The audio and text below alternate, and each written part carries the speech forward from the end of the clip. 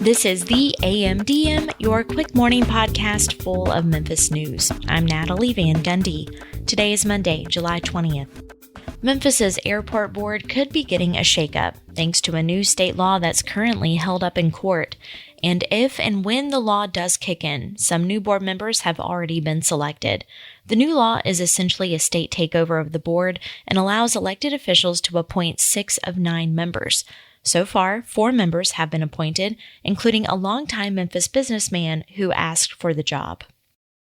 Collierville is getting a new Chick-fil-A. Approval of the new site comes after a nearly 2-year legal battle.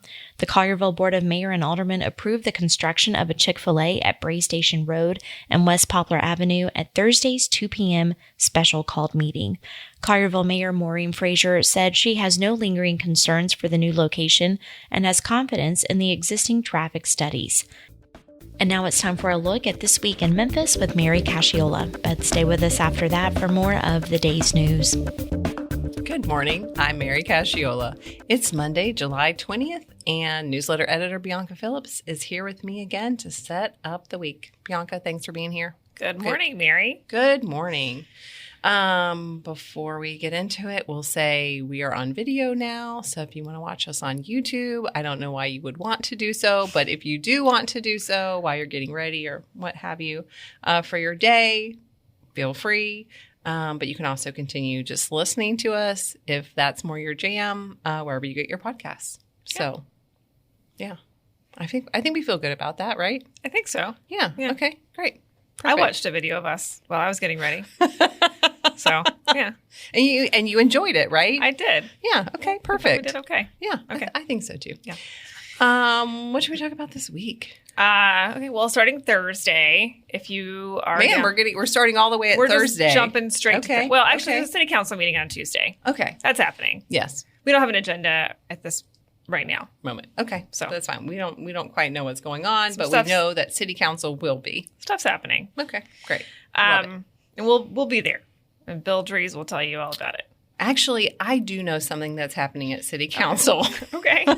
Do tell. Now that I think about it, I believe that, there's been that issue over the 2 liquor stores. There's the one that is Buster's, and there's the one that's the station. So I believe that there's like a coalition of 3 liquor stores who've been trying to sort out why the station was allowed to be open and maybe it shouldn't be. So I think that coalition is back in front of the city council. Okay. To try to Still fighting. Still fighting. Okay. Mm-hmm. Yeah. Right. Yeah. Well, that should be interesting. Definitely should be. Okay, so that's happening Tuesday. Mm-hmm. On Thursday, if you drive around downtown, you might want to know the intersection of Front Street and Monroe Avenue is closing, and it will be closed until September 25th. Oh, wow. Yeah. That is a long closure. It is. And that is because Front Street is getting a multi-million-dollar facelift right now before the new art museum opens downtown.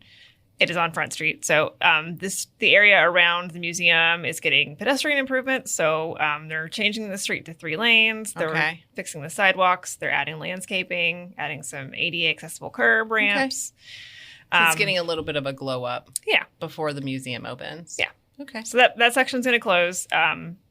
And then once that reopens, the Union and Front intersection will then close until November 4th. So Front Street's going to be messed up for a while. Okay. Well, the new museum, which is called the Memphis Art Museum, it is scheduled to open in December. So December 6th. Yes. So hopefully by then everything will be taken care of and it will be open and everyone will be happy. Yeah. I'll say I do run along Front Street pretty often, and that section. You just want to tell everyone where you are. And you can find me on the V&E Green Line. You can find me downtown. Okay. I mean, it's fine. I do it. I was going to say, when I run, I have to use the sidewalk on the opposite side of the street. They got the area closed in front of the museum has been closed for a while. I don't know, a year or 2 years. I don't know. It feels like forever. Because they had to sort of demolish stuff and dig stuff out. This is digging. This is how I do it. But sorry for the people who are just listening. It's definitely annoying that I have to cross the street sometimes to just get on the sidewalk. But so this is going to be a problem for a while. Okay, well, it's good that we are telling people, I think. Yeah. Because, yeah. Okay, cool. It looks like one of the biggest things of the week is that the Memphis Classic Tennis Tournament is starting Saturday. It will be at Leftwich Tennis Center, which also had its own glow up pretty recently-ish. And it is running from Saturday, July 25th through Sunday, August 2nd. And it's a women's tennis tournament. And it features all sorts of great players who, to be honest, I don't really know. But it's men's too. Yeah. So What's happening here? I talked to our sports editor, David Boyd, about this. Because it's a Memphis Tennis Association, Women's Association tournament. Okay. Right? But the opening exhibition is a bunch of men. It's John Isner and Sam Query and Stevie Johnson of the Nothing Major podcast. They're doing a special opening exhibition match. It's also going to be a match with Duncan Howell and Jay Robilliard, and there's a men's tennis freshman, Alfie King. There's a bunch of dudes at this women's tennis tournament, and I don't understand why. I'm not sure how I feel about this right now. Yeah. But, okay. I mean, there are female players coming, right? Yeah, there's wild card Anna Frey. Okay. The main draw player is Katie McNally. Great. Okay. There are some ladies, but like, come on. It should have been all women. I don't know. Okay. Well, it is exciting that there's a big tennis tournament coming to town. And it's nice that they're using Leftwich, which, like I said, got a glow up and is very nice. So, I mean, that was part of the reason, right? Like, in making it nicer, like the U of M could use it, but also, like, maybe we'll get some tennis tournaments now that the Racket Club no longer exists. So, yeah, but you're right. That's a lot of dudes for a women's tennis tournament. Yep. Great. So, well, anyway. Moving on. Speaking of dudes. Yeah, speaking of dudes, also on Saturday, the all-male Memphis Hound Dogs Arena League football team is playing their final game on Saturday at the Memphis Sports and Event Center. This was their first season in Memphis. Their season started in June. It is ending at the end of July. It's a very short season. I have not been to one of these games, but I really want to go to one. Okay, well, I guess now's your chance. I probably will not make it this season. But I mean, I don't know how it's gone, but I can say with, like, if we look at historical precedent with some of these, like, football leagues, you may want to go. You may want to go. Yeah. I mean, the Showboats if you want to go, didn't last very long. Maybe try now. Yeah, because the Showboats didn't last long. Yeah. And I think there was, like, some other arena football, right? I feel like there was. I don't. Yeah. I don't know. This seems cool, though, because it's all indoors. Mm-hmm. And I've heard because it's a smaller field, it goes much faster than a regular football game. Oh, okay. Which I think football is way too slow. But if it's fast football, I can get down with it. So, okay. If you want fast football, Saturday, last game. This is it. And they have a 3-3 record so far, so this could be the tiebreaker. Okay. Yeah. Big game on the line. Mm-hmm. All right, so that's the week, I guess. Yeah, sportsy. Yeah, more stuff will happen, but we'll report it to you as it happens. That's right. Bianca, thanks for being here. Yeah, glad to be here. If you are listening to this podcast, you will have more news next. And if you're watching it on YouTube, thanks, and we'll see you later on This Week. International Paper is closing a packaging facility in Texas. Noah McLean says the announcement comes on the heels of the company temporarily closing a mill in Alabama.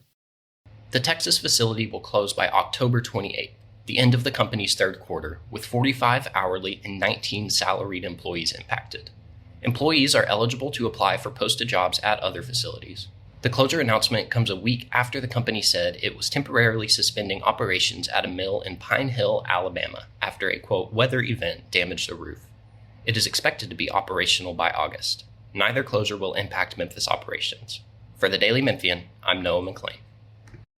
Mississippi legislators passed sweeping reforms to the state's youth court system on Thursday. Aaron Fleming says the reforms extend records access in juvenile proceedings, ensures every county has a full-time youth court judge, and provides millions in funding for expanded capacity at state juvenile detention centers. The State House passed a reform package, a set of 4 bills, Thursday afternoon with one representative voting present. The House vote followed the late Wednesday night Senate passage. A handful of House members proposed amendments, including around how youth court intake officers are appointed and keeping cases involving the sexual abuse of children close to the public. None were passed. For the Daily Memphian, I'm Aaron Fleming. Local investors have bought the Almadura apartment tower in Midtown Memphis out of foreclosure. Andy Ashby says this will possibly give the 104-year-old property new life after some recent turbulence.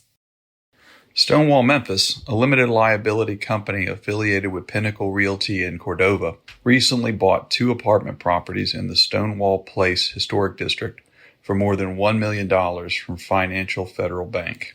Built in 1922, the Almadura is a 6-story, nearly 45,000 square foot property with 48 apartment units, 12 studio apartments, 32 one-bedroom units, and 4 two-bedroom units. The purchase also included a 2-story, more than 5,000 square foot apartment building with 4 units built in 1913. For the Daily Memphian, I'm Andy Ashby. That's the AMDM for this Monday, July 20th. I'm Natalie Van Gundy. Find links to all of the stories mentioned in this episode in the podcast description. Listen and subscribe to this podcast anywhere you get your podcasts or on the Daily Memphian's website. You can also hear us on WYXR 91.7, where our local news stories air every weekday throughout the day. And don't forget to subscribe to our other weekly podcasts hosted by your favorite reporters, including Soundbites with Holly Whitfield, The Sidebar with Eric Barnes, and the Daily Memphian Grizzlies podcast with Drew Hill and Chris Harrington. You can also sign up for our breaking news alerts and our many weekly newsletters we offer by visiting dailymemphian.com/email. Thank you for joining us, and be sure to start your day here again tomorrow.